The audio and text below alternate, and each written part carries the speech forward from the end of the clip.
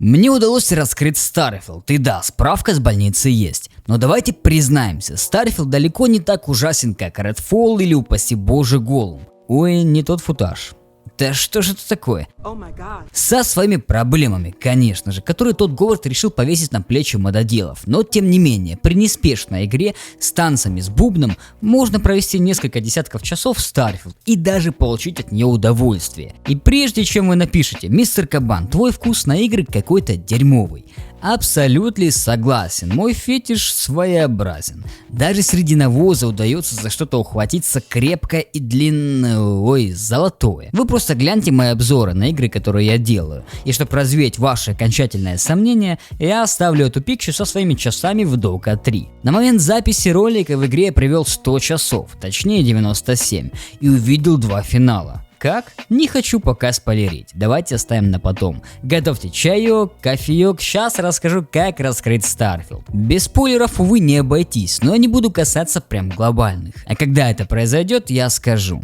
3 раза я бросал прохождение в Старфилде. Пробегаю шахту, создаю персонажа, воюю на планете и забрасываю, как только прилетаю в Нью-Атлантик. Мне казалось, слишком много вы кидаете информации на игрока в первые 30 минут игры. К тому же унылое начало, которое полностью отбивало все желание поиграть. Где-то старая беседка, когда в каждой новой игре протагонист вечно в чем-то обвинялся. Был в тюрьме или в кандалах, но ему улыбалась удача. И судьба благоволила выбрать дорожку, на которую он встанет. А что в Старфилде со вступлением в игру? Никакой динамики, никто никуда не спешит. Да еще и найденный артефакт ничем не примечательный и не дает желания продолжать. Когда уже хайп вокруг Старфилда подутих, я решил дать последний шанс беседке, поняв одну важную деталь, которая сопровождала меня на протяжении всего этого прохождения. Не нужно рашить по основному сюжету. Не нужно рашить вообще никуда в этой игре. За это Старфилд только наказывает своим занудством,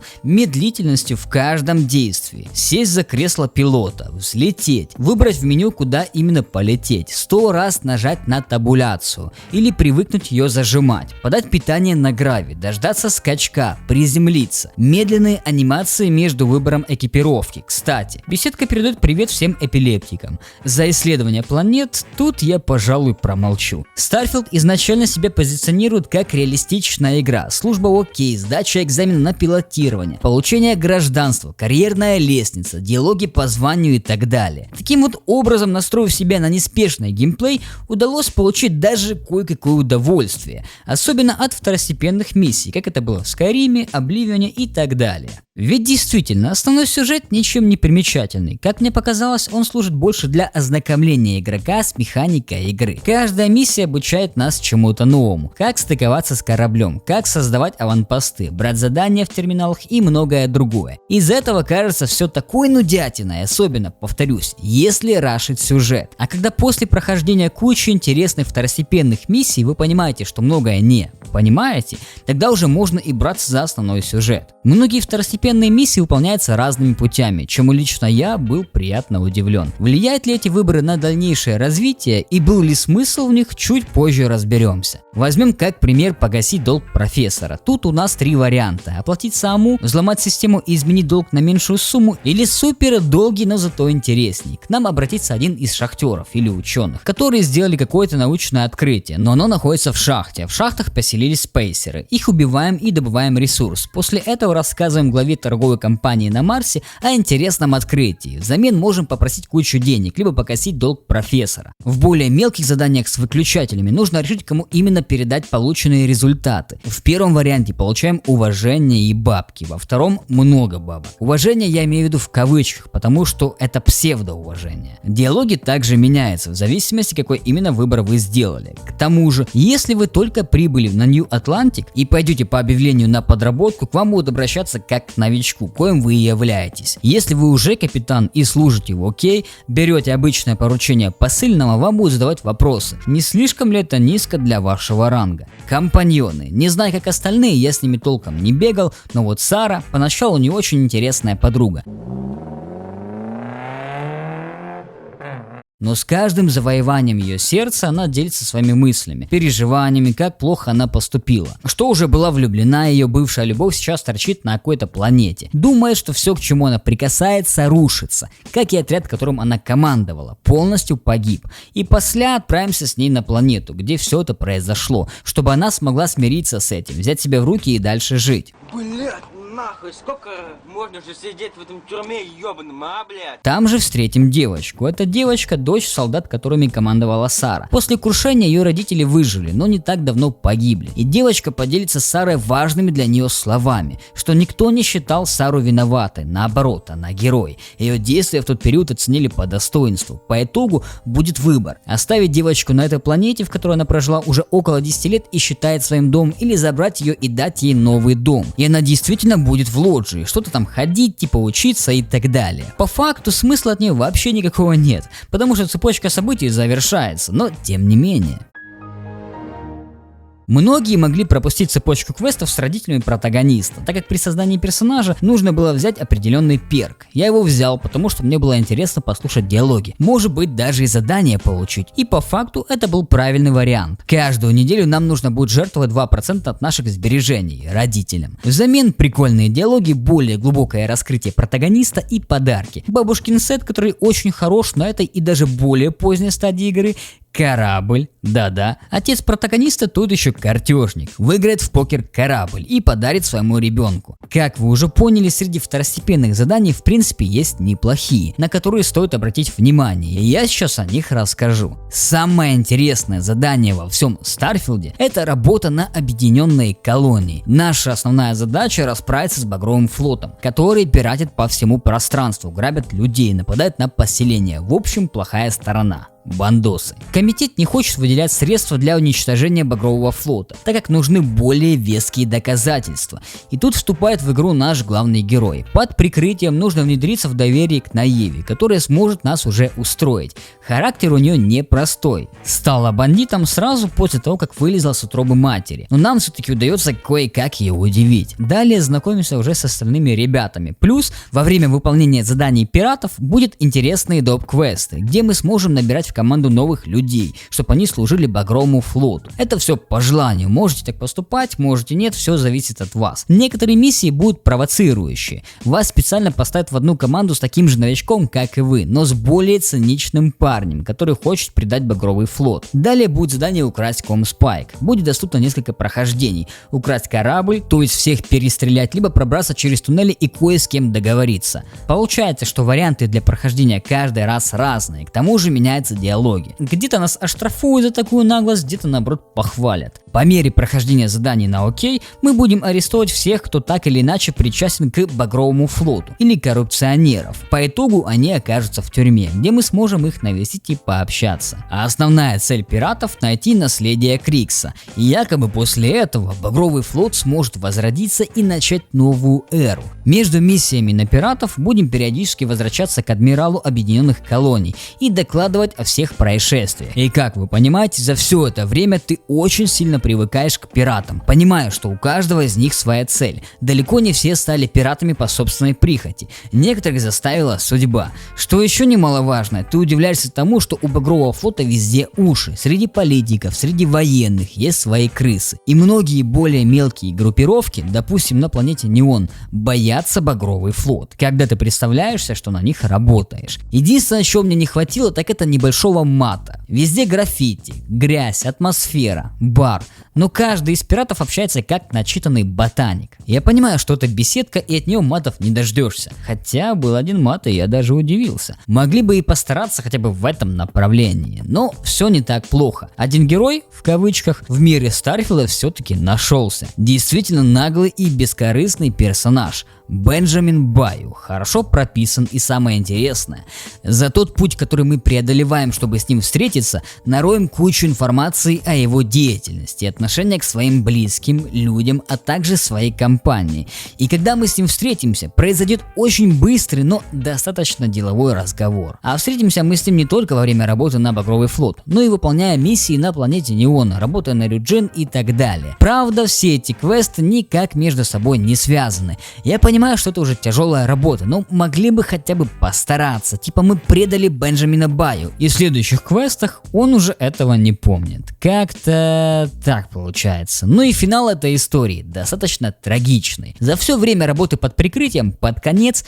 выбор действительно становится сложным. Я это изначально думал, ну все, сейчас с братками из объединенных колоний подберемся к вам поближе и разнесем к чертовой матери. По итогу я пару минут сидел и думал, как мне поступить. Ведь ты начинаешь понимать цель Багрового флота. Со многими знакомишься, некоторых вербуешь на Багровый флот, помогаешь с их проблемами, тебе начинают доверять и даже относиться лучше. То есть, потом и кровью зарабатываешь себе авторитет среди пиратов. А потом что? Все, что ты для них сделал коту под хвост? Однозначно тяжелый выбор, и беседка в этом плане очень хорошо постаралась. Скорее всего, тот Говард именно в этом задании участие не принимал. Но и есть много недочетов. Как самый яркий пример, мой персонаж женщина, и нужно было притвориться мистером Домбровски. Я думаю, вы понимаете, что здесь что-то не так.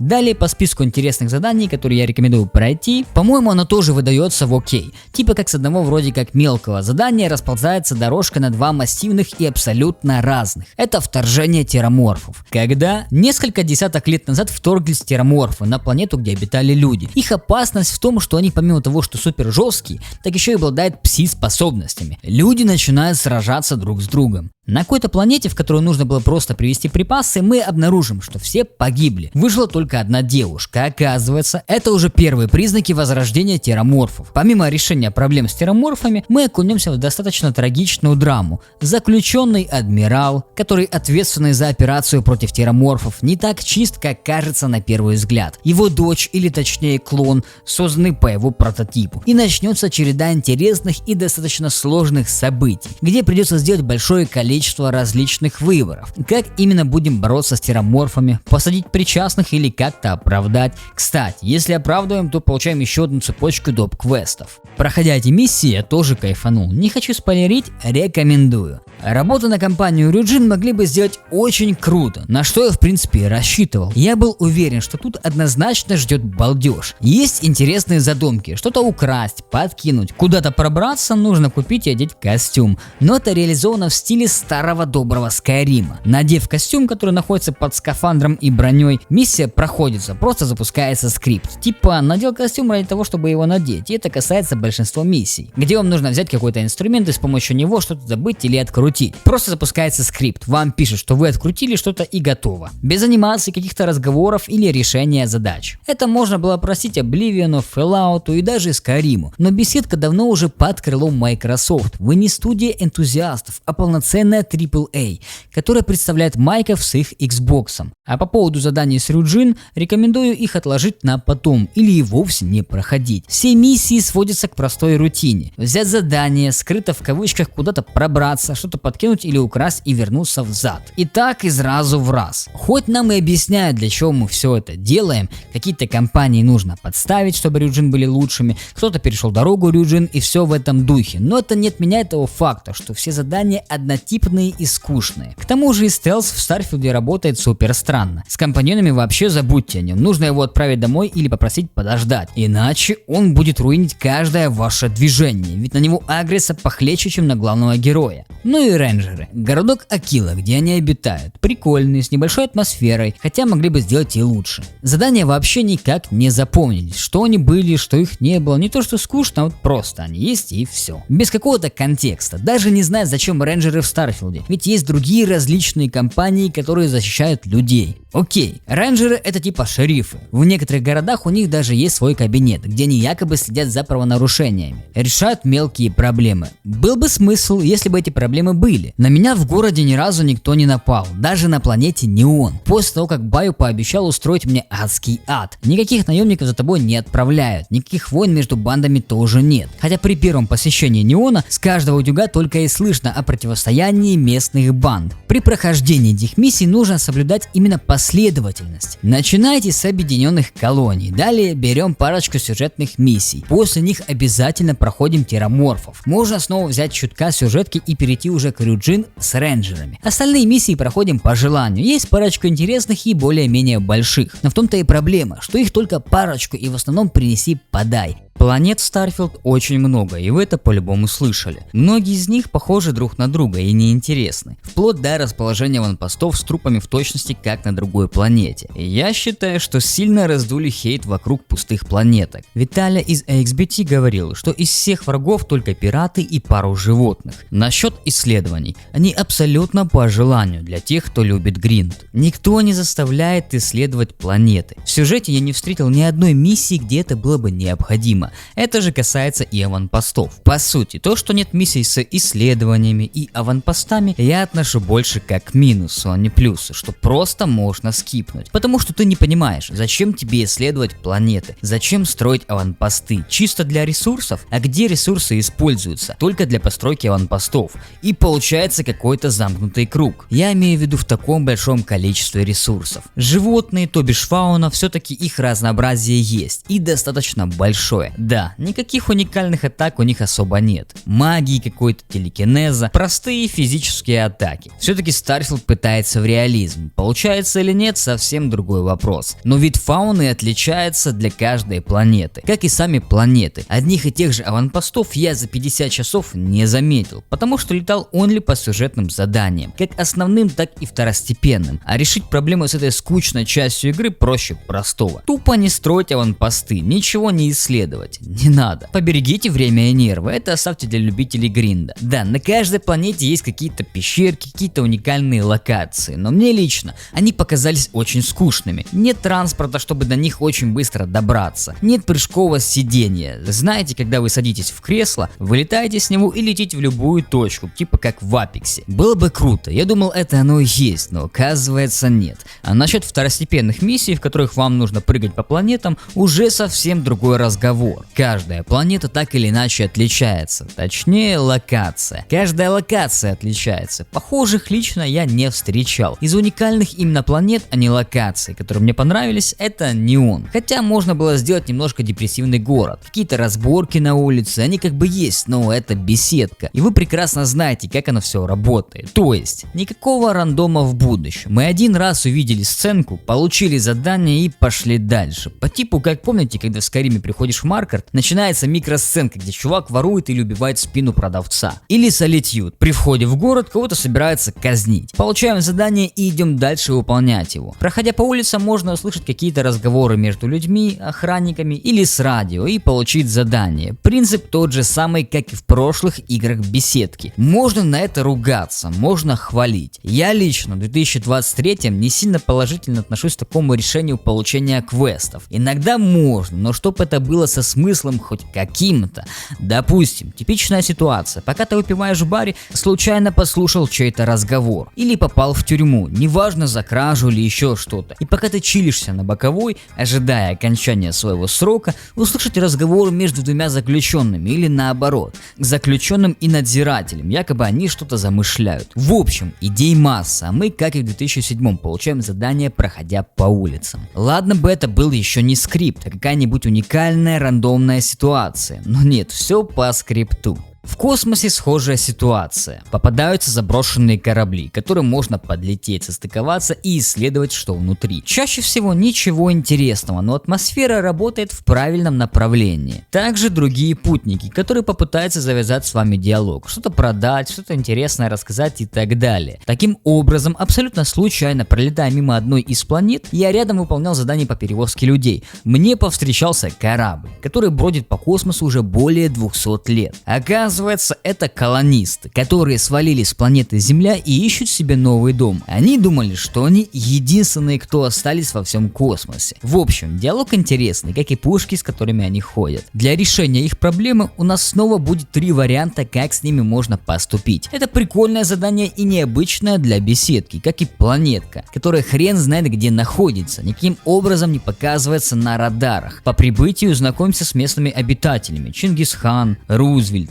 Да, это клоны известных личностей, и даже сохранен их характер. Прикольная миссия, жаль, что короткая. Есть интересное задание, где нужно снова под прикрытием устроиться работать на Ксенофиш. Они создают легальный наркотик. Отрабатываешь смену и во время обеда встречаешься с еще одним работником под прикрытием, который провозит контрабанду, говорит, где забрать, идешь и забираешь. А после всех путешествий и ваших похождений можете поделиться подробными историями с журналистами, чтобы о вас написали статью. Что еще понравилось? То, что можно убедить NPC, узнав о нем информацию о других NPC, или где-то порыскать в ПК, найти заметки, все в таком духе. Тогда появится как бы аргумент. И уже при убеждении у нас будет преимущество. На это преимущество еще и отвечает изученное количество перков. Если вы изучили медицину, во-первых, будут доступны новые диалоги. Во-вторых, при общении с медиком сможем убедить его практически сразу. Это же касается всех остальных неписей, перков и так далее. Но по сути это все по поводу миссий. Нам повстречается еще одно или два задания и конец. Насчет боевки в космосе многие возмущаются, хотя по факту. Я когда впервые запустил Starfield, попал на тренировку с кораблем, сразу почувствовал что-то знакомое. По сути, кто играл в другие космические симуляторы, плюс-минус схожая механика, подача энергии на движок, на оружие, щиты. Все это не новинка. Достаточно типичное управление кораблем со своими нюансами. И тут вышла модификация, которая просто ускоряет скорость всех кораблей. Посмотрите на эту динамику. Что делала беседка, не понимаю. Оружие. Оружия очень много, действительно, с этим не поспоришь. На любой вкус и цвет, причем многие пушки открываются постепенно. Чем дальше проходишь, тем более уникальное оружие. Со своими боеприпасами, модификациями. Кстати, благодаря модификациям можно даже поменять вид боеприпасов для некоторых пушек. Ну и корабли. Много чего рассказать не смогу, потому что в конструкторе кораблей я не особо залипал. Вроде ничего сложного, но мне не получается сделать тот корабль, который я вижу у себя в голове, хотя внутриигровой инструментарий дает такие возможности. Я чисто заработал кэшек и купил самый дорогой корабль. И на этом позитивная часть заканчивается. Дальше начинается душнина. Это количество багов, все ее проблемы, второстепенные задания и основной сюжет. Насчет финала я чуть-чуть коснусь в конце и сделаю отдельный ролик, потому что он этого заслуживает. Я не хочу переплетать хорошую часть с плохой. Внезапное включение. Чуваки и чувихи, заранее прошу прощения. Но следующие минут 10-15 я буду тупо душнить. Эту часть я написал на эмоциях после увиденного финала. Хотелось сохранить и показать свои эмоции. Сейчас я бы, конечно, написал на полном чиле, на расслабоне. Сделал бы какие-нибудь вставки с мемасиками, но это не то. Все-таки игра сама по себе душная. Я хочу отдать ей должное, особенно в финалу. Я до сих пор не могу от этого отойти. Как можно было так обосраться? Ладно, поехали. Финал. Его очень сильно схалтурили, упростили себе задачу. Я думаю, многие из вас его даже не видели, не слышали, тем более не дошли. Ссылка на финал по Старфилду будет в описании и в правом верхнем углу. Начнем со сложности игры. Как обычно, бессмысленная сложность в играх беседки, что в Скайриме, что в Обливионе и во всех остальных их играх. Просто повышается наносимый ДПС по врагам и по главному герою, а еще упор на уровень, как в ММО. В этой игре, я считаю, стоило отказаться от такой затеи. Когда ГГ воюет против 30 уровня, сам имея при этом 15, на нормальной сложности нужно всадить около 3 обоим в неписи. По 40 патронов на каждую обойму. Врагов много. Патроны разлетаются только так. Вы ведь, ребята, из беседки вроде как в реализм, так почему боевку не изменили под Starfield? Под реализм.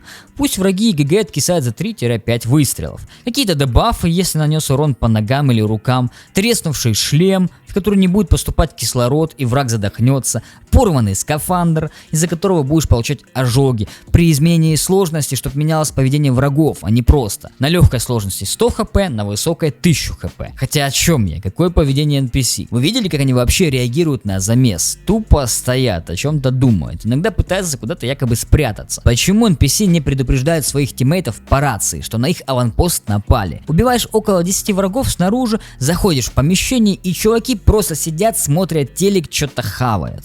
Как это работает? У вас же есть рации, какие-то передовые технологии. Ладно еще Skyrim, там можно понять, но Starfield вроде как будущее. Вот тоже один из багов. После того, как я устроил погром в одной компании, сотрудники продолжают и дальше работать. При этом под ногами у них трупы. Спутники тоже не отличаются своим интеллектом. То, что они бесполезны, это понятно, но где они вечно бродят? Я воюю один, как только замес завершается, Сара выбегает из какой-то двери. Где ты была? Что ты делала? Плюс постоянно пытаться зажать тебя в угол, стать между проходом. Ставить АФК, пока ты не отбежишь на более чем 50 метров. Ну и если ты взлетаешь на своем джетпаке, они тоже стоят АФК, почему-то не двигаются. Еще один забавный баг с компаньоном. Когда забегаешь на спринте в какую-нибудь локацию, где происходит загрузка, а их тут пруд-пруди, компаньон куда-то спешит. Кстати, да, насчет бесконечных загрузок я даже не хочу эту тему поднимать, ее уже обсосали все, кому не лень. При общении, когда вас трое и больше, и один из собеседников обращается к другому, он все равно смотрит на вас. Это не фишка игры, а скорее всего баг,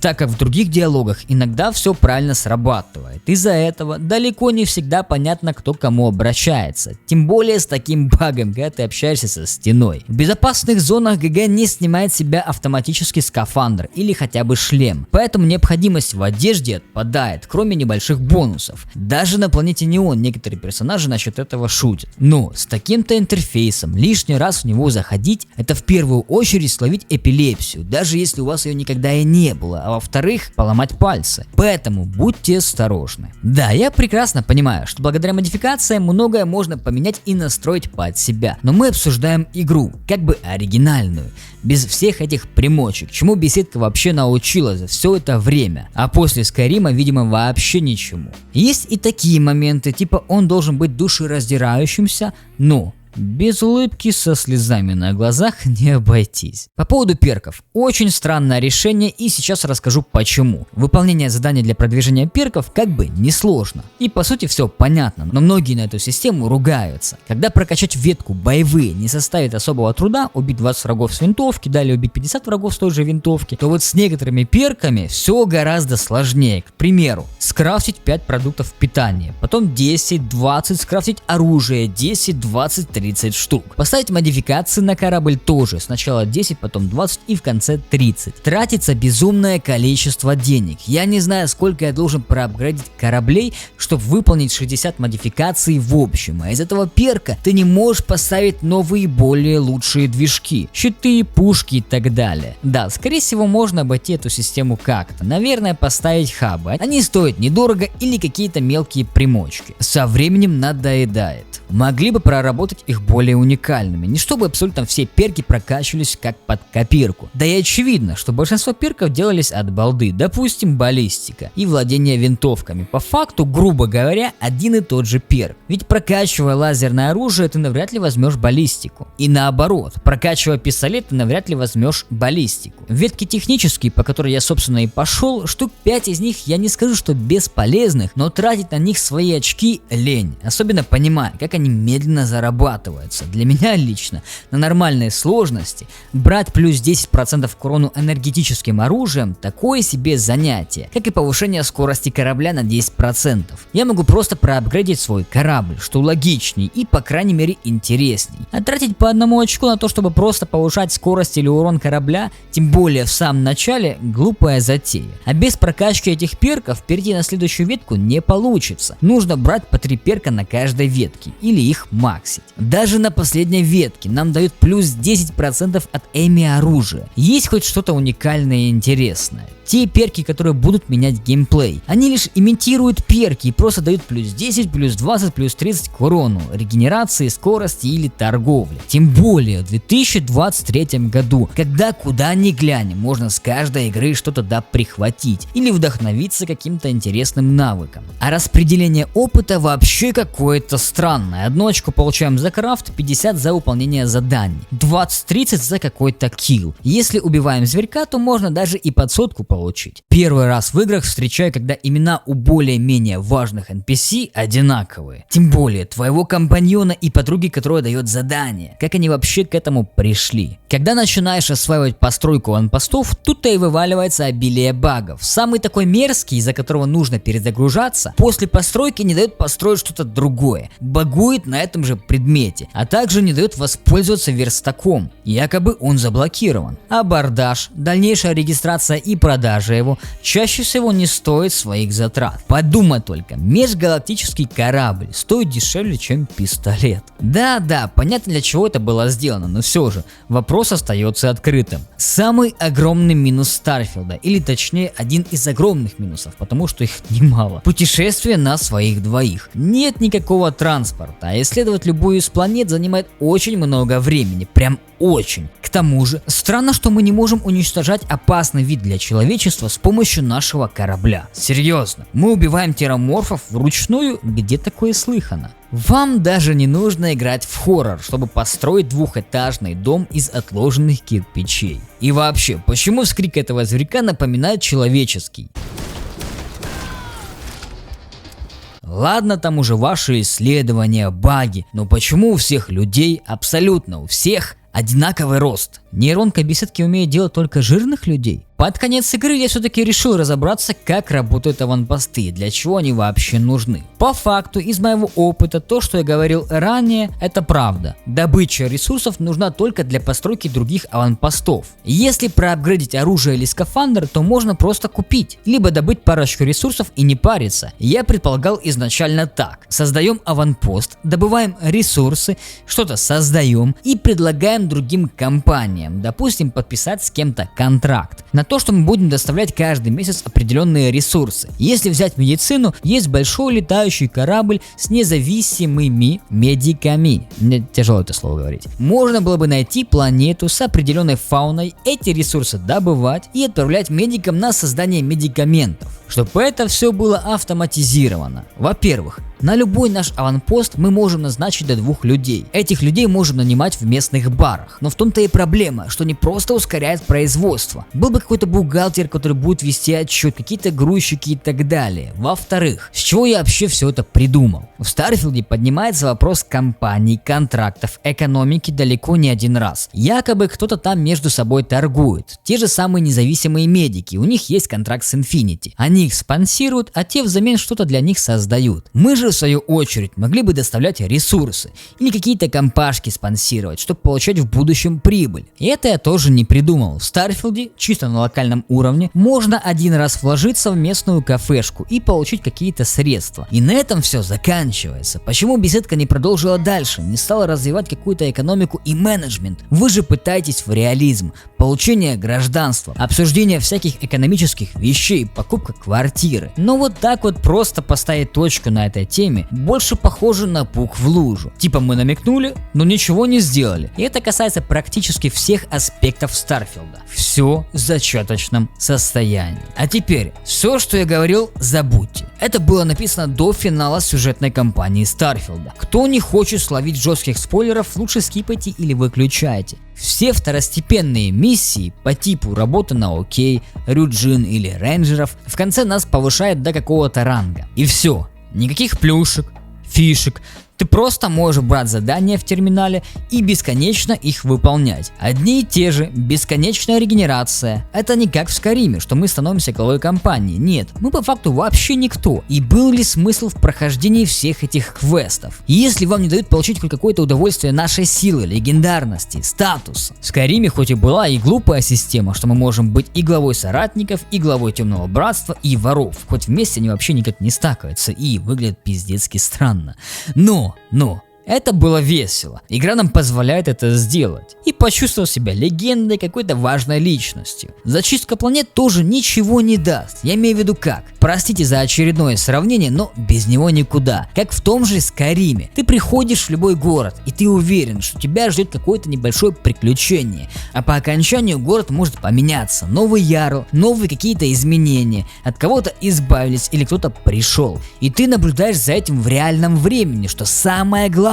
Почему я акцентирую на этом внимание? Потому что финал. Я расскажу это в следующем ролике. В Старфилде никакие изменения во время миссии не остаются. Все возвращается на круги своя. Даже если я не ошибаюсь, после атаки тераморфов на Нью Атлантик, все дыры, которые были, пропали. вернули все взад. Это же касается и сюжетной кампании, когда в городе вас ищут звездорожденные. Не стреляют повсюду, везде война, но на следующий день никто об этом даже и слова не скажет. Я предполагал, что на Неоне получится избавиться от Баю, в Акиле свои порядки навести. Нет, нет и еще раз нет. Все наши действия не имеют никаких последствий. А знаете, как беседка решила упростить себе задачу? В конце игры, в финале, мы сможем подойти к каждому монументу и послушать, что же произошло с рейнджерами, с Рюджин и так далее. Да-да, просто расскажут в 2 словах. Но и это еще не все. Финал мультивселенная. Вы серьезно? Добавить мультивселенную и оправдать все свои косяки? Да, это мы можем. До финала я хотел игре поставить твердую 7, но после увиденного не больше 5. Они кладут болт на все старания игрока, на его потраченное время. Потому что в финале мы начинаем все заново. Starfield — это обычный рогалик. Наш уровень сохраняется, меняется 2-3 строчки диалогов и полетел дальше проходить якобы в другой мультивселенной те же квесты, слушать те же самые диалоги. Это позор даже для беседки. Так тупо обосраться в финале еще нужно постараться. Ладно, подробный разбор финала и всех механик я разобрал в следующем ролике. Здесь же я не хотел до этого доходить, но не смог не поднять эту тему. Я текст писал во время прохождения Старфилда. И как только увидел финал, все, что я писал выше, сразу превращается в пыль. Потому что все это бессмысленно. Все, что мы делали, зачем-то искали артефакт, зачем-то выполняли задания, все бессмысленно. Повторение одних и тех же действий — это и есть безумие.